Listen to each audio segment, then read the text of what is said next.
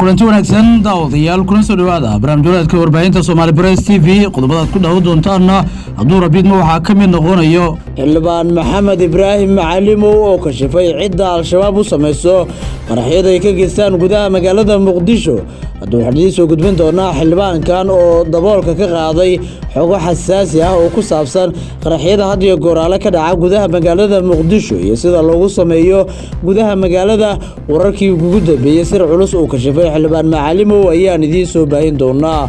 qodobada kale oo ku daawo doonta barnaamijyadeedkana waxa ka mid noqonayo diyaarado hubsida oo dawladda Imaaraadka ay ka dejisay magaalada Boosaaso iyo dawladda federaalka ee Soomaaliya oo la ogaaday inay ogolaatay diyaaradahaasi hubka sida dawladda Imaaraadka ay ka dejisay magaalada Boosaaso haddaba maxaa ka jira in dawladda Imaaraadka ay saldhigii ugu weynaa ee Soomaaliya ku lahayd u bedelayso magaalada Boosaaso iyo xogihii ugu dambeeyay arrimahaasi ku saabsan ayaan idin soo baahin doonaa qodobada kale oo ku daawo doonta barnaamijyadeedkana waxa ka mid noqonayo dood ka taagan cidda lagu bedelayo Cali Yara Cali oo ahaa gacantii midig ee madaxweyne Maxamed Cabdullaahi Farmaajo haddaba waxaan idin soo gudbin doonaa gudoomiye ku-xigeenka dhinaca amniga iyo siyaasadda maamulka gobolka Banaadir oo kursigiisa lagu muraysan yahay maxaa ka jira in madaxweyne Xasan Sheekh Maxamuud uusan haatan doonaynin in xilka laga qaado iyo beesha uu ka dhashay Cali Yara Cali oo baaq soo saartay ayaan idinku soo gudbin doonaa barnaamijyadeedkeena xilli waayadii ugu dambeeyay soo baxay warar sheegayo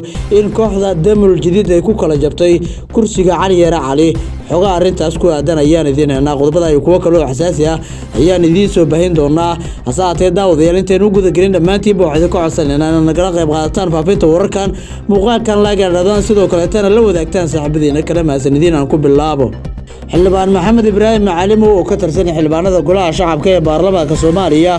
ayaa mar kale waxa uu si kulul kaga hadlay qaraxyada had iyo goor ka dhaca gudaha magaalada Muqdisho xildhibaankan ayaa ka shafay sarar waaweyn oo ku aadan dawladda shisheeye kuwaas oo ku lug leh qaraxyada lagu sameeyo gudaha magaalada Muqdisho xildhibaan Maxamed Ibraahim Macalimo oo ka tirsan xildhibaanada golaha shacabka ee baarlamaanka Soomaaliya ayaa farta ku fiiqay dawladda oo tilmaamay in qaraxyadu ay ka caawiyaan qawaariita al-shabaab had iyo goor ee qaraxyo lagu gumaado shacabka Soomaaliyeed ka geysto gudaha Muqdisho inkastoo uusan magac dhabin dalalka sida gaarka ah kaga qayb qaata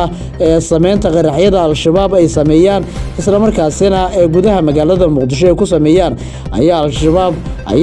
xildhibaanku waxa uu cadeeyay in al-shabaab lagala shaqeeyo marka la eego maadooyinka laga sameeyo qaraxyada xildhibaankan oo ka tirsan baarlamaanka Soomaaliya ayaa isweydiiyay su'aalo ah sida loo ogaan waayay meelaha ay soo maraan gaadiidka qaraxyada ka fuliya gudaha magaalada Muqdisho taasi oo dhawaan uu ku eedeeyay inay jiraan xubno u shaqeeya dawladda federaalka ee Soomaaliya isla markaasina la shaqeysta argagixisada kuwaas oo sheegay inay fududeeyaan weerarada qaraxyada ah ee ka dhaca gudaha magaalada Muqdisho waxa uu yiri gacmo carbeed kama marna qaraxyada inkastoo wareysiga laga qaaday mid kamid ah dhalinyarada shabaabka u sameeyay qaraxyada uu ahaa xil hore haddana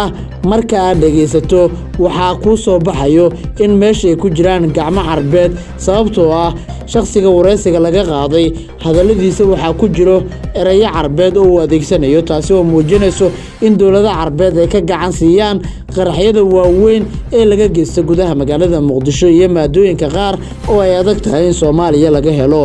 waxa uu intaasi ku daray qalabka baabuurta waxaynu ka baranay oo bilowgii macallin inoogu ahaa Talyaaniga sida qaybaha kala duwan ee qalabyada baabuurta ayuu yiri xildhibaan Maxamed Ibraahim Macalimo asaga xildhibaankan ayaa si cad waxa uu farta ugu fiiqay marka loo eego wareysigan shakhsigan shabaabka laga qaaday isla markaasina shabaabka qaraxyada u sameeyo ayuu tilmaamay erayadu adeegsanayo marka uu qiimeeyay wareysigaba inay kaga soo dhaxbaxeen dawladda carbeed oo soo dhaxmarayo shakhsiyaad ka tirsan dawladda federaalka ee Soomaaliya in ay shabaab u sameeyaan qaraxyada taasi oo hadalkaasi muran xoogan u dhaliyay si kastaba ha noqotee xildhibaan Maxamed Ibraahim Macalimo ayaa hore u sheegay in al-shabaab loo fududeeyo qaraxyada kuwaas oo sheegay inay jiraan shakhsiyaad iyaga la shaqeysto geesta kale tan daawadayaal haddii aanu eegno dawladda Imaaraadka Carabta ayaa la warinayaa in ay garoonka diyaaradaha magaalada Boosaaso inay ka dejisay diyaarad hubsiday dawladda isku tag Imaaraadka Carabta ayaa la tabiyay inay xoojisay 3 toddobaad ee la soo dhaafay joogitaankeeda magaalada Boosaaso ee caasimadda ganacsiga Puntland dowladda Imaaraadka Carabta ayaa tallaabadan ku dhaqaaqday kadib markii uu madaxweynaha Soomaaliya Mudane Xasan Sheekh Maxamuud oo ogolaaday in saldhig ciidan oo buuxo ay ka dhistaan deegaanada ku teedsan xeebaha badda cas ee gobolka Bari gaar ahaan Gaddafuu iyo buuraleyda gobolka Sanaag iyagoo magaca u siday Israa'iil. degmada Caluula ee gobolka Gaddafuu ayuu yahay bartilmaameedka isku tagga Imaaraadka Carabta ay hadda doonayaan in ay helaan iyaga oo wakiilka mid ka mid ah dalalka ku yaala bariga dhexe. buuraleyda gobolka Sanaag ayaa qorshuhu waxa uu yahay in joogitaankooda la xoojiyo gaar ahaan kuwa xigxiga deegaanka ee Galgala iyadoo wararku ay tilmaamayaan in saacadii la soo dhaafay magaalada Boosaaso saanad horudhaca oo ciidan oo saldhigyadaasi ay yeelan doonaan la geeyay in ka badan 30 duulimaad oo diyaaradood oo ah kuwa xamuulka ah ee qaado gaadiidka dagaalka ayaa ka degay magaalada Boosaaso kuwaas oo keenay gaadiid dagaal iyo hub culus iyo agabyo military oo aysan Soomaalidu door ku lahayn. sidaas oo kale ciidan ajaanib ah oo calooshoodu shaqaystayaal ah ayaa tagay magaalada Boosaaso. waa howlgal wili qorshihiisu socdo waxaana jiri doono maalmaha soo socdo booqashooyin iyo waliba ismuujin dhameystiran oo ay dowladda Imaaraadku ay sameyn doonto. sidoo kale waxa ayana dhawaan la filayaa in saldhig loo ansixiyo inay Soomaaliya ka dhisan karaan dalka Masar oo madaxweyne Xasan Sheekh Maxamuud oo saaxiib dhow uu ka dhigtay dhigiisa Cabdilfataax Siisi. si kastaba ha noqotee tallaabadan hubkan iyo saanada military kaga soo dejisay magaalada Boosaaso dowladda Imaaraadka ayaa la sheegay in uu raali u ka yahay madaxweynaha maamulka Puntland Saciid Cabdullaahi Deni.